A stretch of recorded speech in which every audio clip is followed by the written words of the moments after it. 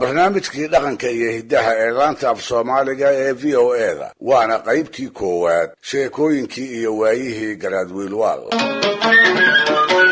dhegaystayaal, goor lagu malo weyn yahay inay ahayd bilowga qarnigii 19aad ayaa wiilwaal wuxuu ka soo ifbaxay galbeedka Soomaalida, gaar ahaan banka Jigjiga iyo dhulka u ogogale ee ay iyadu ugu magac dheer tahay. waxaa dhalay garaadkii qoladiisa u madaxda ahaa ee la oran jiray garaad faarax garaad xirsi. wiilkaasi markuu u dhashay ee loo mashxaradayna wuxuu garaadku ku sameeyey isaga aabihiis. wan weyn intuu gowracay ayuu xirsi ugu magac bixiyey. waxay malaha la ahayd magacdaridaasi inay keeni karayso inanka uu awowgii ka raaca tilmaamihii wan wanaagsanaa ee uu lahaan jiray amaba lagu malaynayay.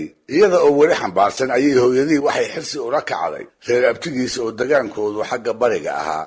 sabab ku jiidayna looma sheegine halkaas ayay muddo dhowr gu ah kula maqnayd. habkii nolosha reer aabihii iyo midkii reer abtigii way kala duwanaayeen. halka reer abtigii ay giddigood xoolo raacata ka ahaayeen, reer aabihii xoolaha ka sokow waxay ahaayeen qodato dalagga beerata oo inta badan aan guurguurina meelo aan kala durugsanayn ku nagaata. sida la og yahayna labadaa hab nololeed dadka ku kala abtirsadaayay way kala anshi duwan yihiin. muran badan iyo firfircooni xaddhaaf ah ayaa xoolo raacatada lagu xantaa, beeraydana deganaan, wax u fiirsi badan iyo fakar aamusan. dhirif iyo gacanta oo ka soo horraysa ayaa xoolo raacatada lagu tilmaamaa. kol walba dirir bay u toog hayaan, waxayna ku maahmaahan dagaal gondahaaga ayuu ka dhashaa. beeraydana nabad jacayl iyo dulqaad badan ayaa lagu sheegaa. waa laba dabeecadood oo labada hab nololeed ay ku kala gedisan yihiin, dadkoodana lagu kala sooco.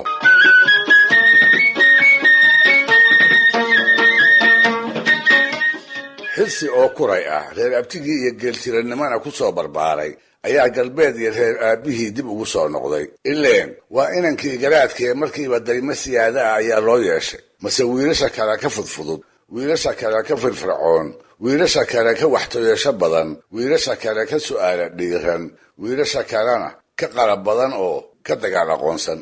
intii meel isugu timaadaba isaga unbaa ka soo muray oo wax u teeleeyey. isaga oo aan la magacaabin ayuu madax isaga dhigay. isaga oo aan cidi u shuuminna waa u teliyey. odayadii degmada midkood oo u fiirsaday ayaa yidhi, warkani waa jinni boqor. naanaystaas ayaa muddo loo yiqiin, inkastoo waayadii dambe ay ka hadhayoo loogu beddelay naanays kale oo ku dhegtay, taariikhdana uu ku galay. waa naanaysta uu caanka ilaa haddaba ku yahay ee ah wiilwaal.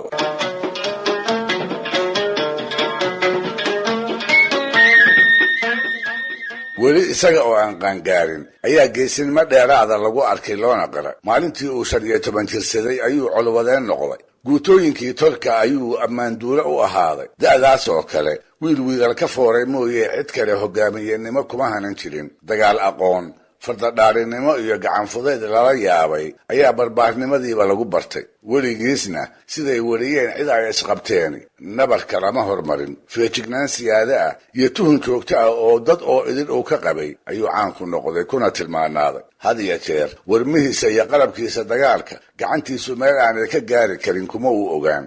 aabbihii garaad faarax baa dadka u boqranaaye isagii baa haleeyeyoo inta odaygiiba la iloobay ayaa magacii wiilwaal lagu hadaaqay. nin waliba waa ka baqay, nin walibana ilaahu gacantiisa iga nabadgeli ayuu ku ducaystay. duqii dhalay oo weli ifka saaran ayuu teliyey oo waxna dilay waxna darajeeyey. hadal uu yidhi cidima diidi karin mana asaraari karin. nin malagiis galay mooye nin maya kula dhici karayna lama sheegin.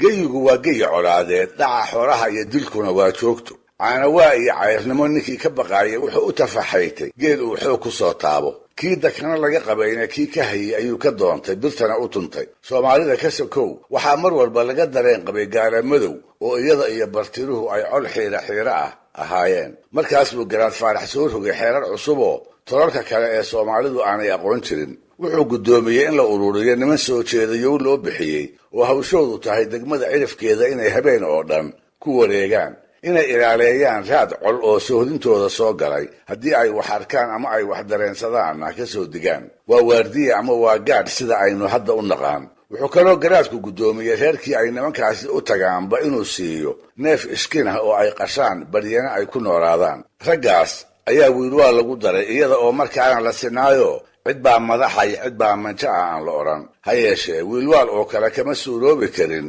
ragba inuu la masoobo dabadeedna maalin maalmaha ka mid a ayuu malaha is yidhi nimanka kula socda maxaa tolow ku fashaa si ay u caddaato inaad adigu tahay laboontiga keliya ee aan la labayn wuu fakeray maanka iyo maskaxda ayuu ka shaqaysiiyey alla ilahay hadda ayuu helay galabtii dambe ayuu inta shiriyey ciidankii wuxuu u soo jeediyey xoolaha kolkii ay qashaan oo hilba qaybsiga laysu soo hor fadhiisto in hor iyo abbaato uu isagu yeesho labada cad ee neefka ugu wanaagsan inta kalena uu ka saami qaato isla markiiba wada dareeme wax qaybsi ay ku dulman yihiin in guddoonkaasi xambaarsan yahay cidise way ku dhici weyday inay dood ka celiso oo go'aanka wiilwaal kuma ayaa ka hor imaan kara oo naftiisa nacay howlaarsan iyo guddoon ayaa dharaartaasna lagu kala dareeray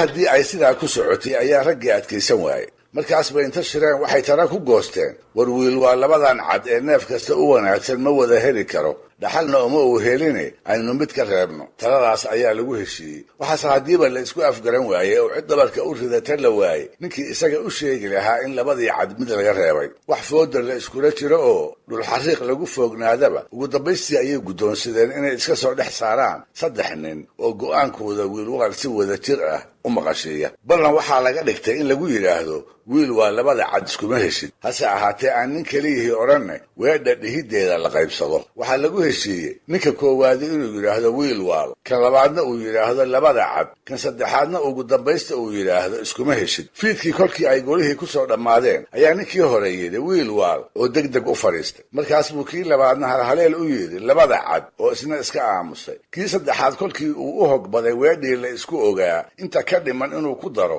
ayaa waxaa daymo kulul ku eegay wiilwaaloo markaa warankiisii si wacan gacmaha ugu qaabsaday daymadii qallafsanayd iyo umalkii foolkiisa ka muuqday ayaa ninkii cabsi ba'an ku riday labada bowda ayaa jareeyey garaacii wadnihiisa ayaa waxaa maqlay kuwii garabkiisa fadhiyey nin kasta oo goobta joogay waxaa ka dhaadhacday goorta uu afka ciidda gashan doonaa inay isha baalkeeda tahay halkii laga filaayey in hadalkii hore ee ahaa labada cad uu ku dhammaystiro iskuma heshid ayuu argagaxii badnaa ka yeersiiyey wax aanu uurku doonayn afkusa ka xaday markaas buu yidhi lug laguugu dar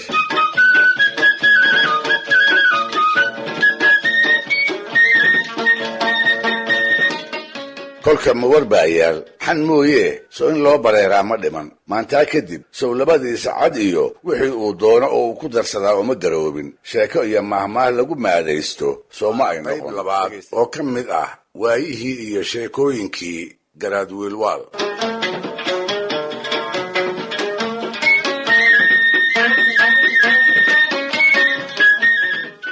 dhegaystayaal weli isaga oo aan la shuumin isaga oo aan weli garaad loogu yeerin ayuu magaca wiilwaal dhab u soo shaac baxay coofka ayuu kor u taagay wuxuu isla ekaaday baarqab awr dhufaanan lagu sii dhex daayayoo inta miciyihii soofaystay qooq la golongolay goob alla goobtii la isaga hor yimidba libin buu kala laabtay colkii uu hoggaamiyeyba guul iyo gacmo buuxa ayuu la soo noqday arlada ayuu habeela'aan u taxaashay hiyigana wuxuu gashaday inuu geyigaba ka dhowro nin caqli iyo garasho kala mid ah amaba ugu soo dhowaan kara ragannimo nin uu ku maleeyey iyo isagu xiire ayay ahaayeen dhab wuxuu u rumaysnaa mahmaahdii ahayd qoori xero kuma heshiiso magaciisa dheeraaday iyo haybaddaas wuxuu huwanaadaba 30 ayuu baarka ka jaray xoog iyo garashaba wuu istaawiyey nin walibana bannaanka ayuu ka maray maalintii dambe isaga oo ciidankii soo jeedayaasha cidhifka degmada ugu maqadina oo guutooyin tolka soo weerara kaga gaashaaman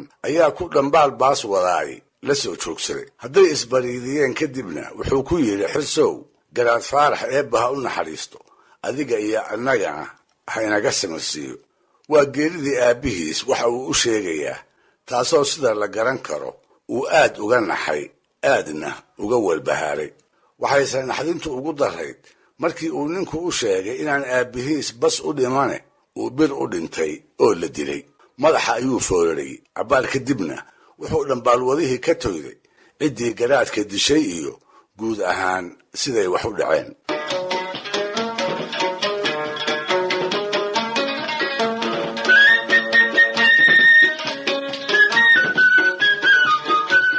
shownin la oran jiray khayra shirwac iyo garaad faarax ayaa muddaba eed lahaan jiray. wuxuu khayra garaadka ka taban jiray in badan oo uu tolka wax u qaybiyey inuu isaga ka eexday. cadaalad darro gooni ugu dhacday ayaa maankii ka qaaday. kolkaas buu dhagar ku tashaday. dhiiggii garaadka ayaa u hilaacay.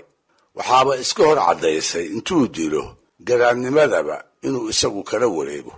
dabadeed iyada oo la degan yahay hoos saaran meel la yidhaahdo oo geedkii shirka lagu dhan yahay garaad faaraxna fadhiyo ayuu khayra soo muuqday. waa la wada dhugtay isaga iyo kaalkiisii weynaa oo u dhexda haysto. wuu soo dhowaaday. nabad ma sheegteen iyo maxaa la isugu warramay isaga oo aan odhan ayuu shirkii gabay ku bilaabay. waxaa laga qabtay isagoo leh qadaar malab ah oo meel qotoma oo rag wada quuto khayrow aduunii ka qatanow qaadan kari maayo. oo isaga oo aan erey kale ku darin warankii uu gacanta midig ku haystay garaad faarax wadnaha kaga xabaalay. isla markiiba isla goobtii waxaa isagana hooto halgaad ah saabka kala helay nin geedka fadhiyey oo ay garaadka xigaalo dhow ahaayeen. khayra shirwac kolkii ay naftu ka baxaysay halkii uu ka tawxiidsan lahaa wuxuu ku alaladay qalay oo ka qaday qalay oo ka qaday oo uu ula jeeday boqornimadii aan garaad faarax ka dilay ee aan islahaa adigu la soo meero adigu shafeecso rag kale ayay u gacan gashay. anna waan ka qaday. laba xajuub oo aan kala fogayn ayaa galabnimadiiba khayra iyo garaad faarax inta lagu aasay looga soo kaco.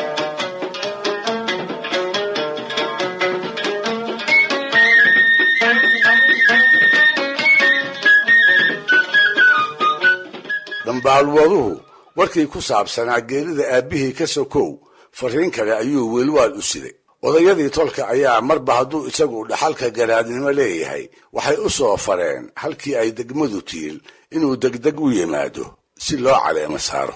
markaas bay wiilwaal tala ku caddaatay. laba arrimood ayaa isku mar la soo gudboonaaday. wuxuu og yahay dhowaanna uu ka digniin helay col mahiigaana oo reerahooda dhowaan ku soo duuli doona.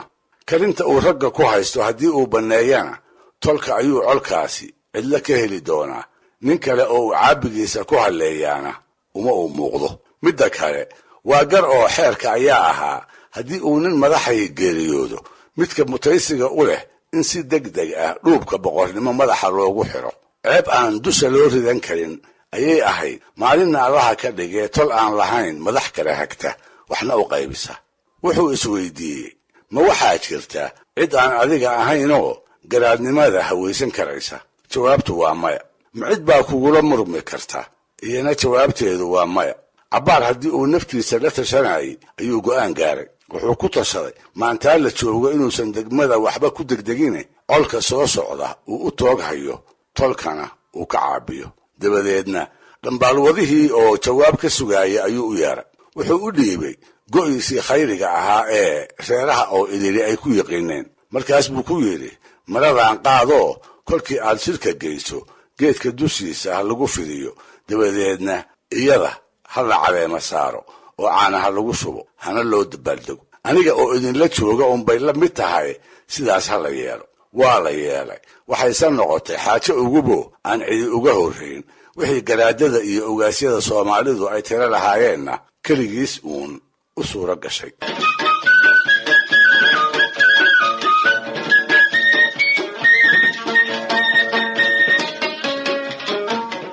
haddii khayridii loo dabaaldegay kadib wiilwaalkii ina garaad faarax ahaa wuxuu noqday garaad xirsi garaad faarax. muxuu la soo bixi doonaa? muxuu noqon doonaa? anshigiisa wax ma iska bedeli doonaa? mase muquunintii ragga iyo dhaqankiisii hore ayuu ku wadi doonaa? su'aalahaasina waxay ka mid ahaayeen dadkii arrinta goobjoogga u ahaa kuwii ay maalintaa isweydiin